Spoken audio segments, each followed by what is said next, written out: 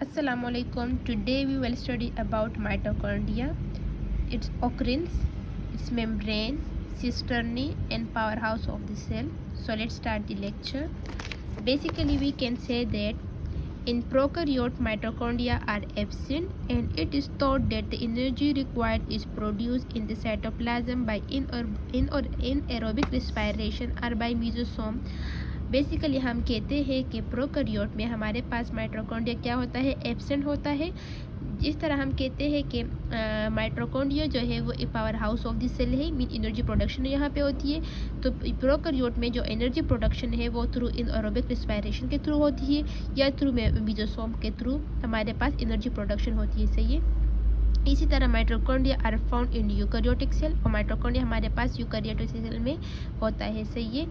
जिस तरह हमने कहा कि हमारे पास अगर मेम्ब्रेन की बात करें तो माइटोकॉन्ड्रिया हमारे पास 2 मेम्ब्रेन होता है, outer membrane and inner membrane. जो आउटर मेम्ब्रेन है वो स्मूथ होता है, जो इनर मेम्ब्रेन है वो फोल्डेड होता है। सही है। इस तरह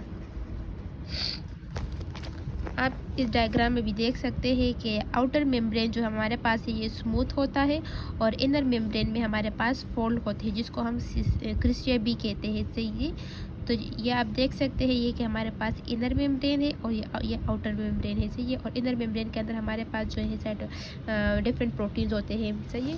इस तरह हम कहते हैं कि they are bounded by double membrane. जिस तरह हमने कहा है कि डबल मेम्ब्रेन बाउंडेड ऑर्गेनेलीज है। The inner membrane is folded inward giving rise to extension called cisternae. इसको हम कहते हैं हमारे पास क्या है, सिस्टर्निया है। सिस्टर्निया जो बेसिकली हमारे पास क्या करता है, सरफेस एरिया को इंक्रीज करता है। सही है। On which respiratory process take place, like जिस तरह हमने कहा कि साइटोप्लाज्म में हमारे पास जो है ग्लाइकोलिसिस होती है, इस तरह हमारे पास जो other step of anaerobic respiration है वो हमारे पास एरोबिक रिस्पायरेशन है वो माइटोकॉन्ड्रिया में परफॉर्म होते हैं। सही है। इस तरह हम कहते हैं कि mitochondria are the power house of this cell. Mitochondria हमारे पास power house of this cell इसको कहते हैं क्योंकि ये हमारे पास एनर्जी प्रोडक्शन, हमारे पास जो सेल में एनर्जी प्रोडक्शन होता है वो माइटोकॉन्ड्रिया में होता है। सही है।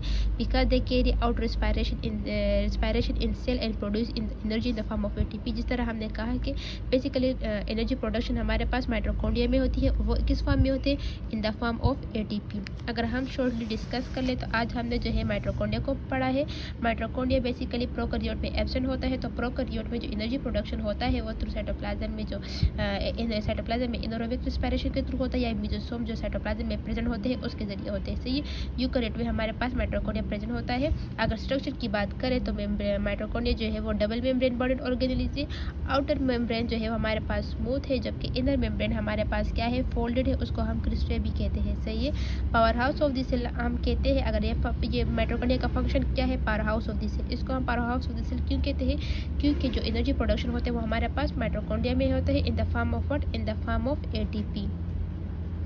सही है। Thank you for watching my video.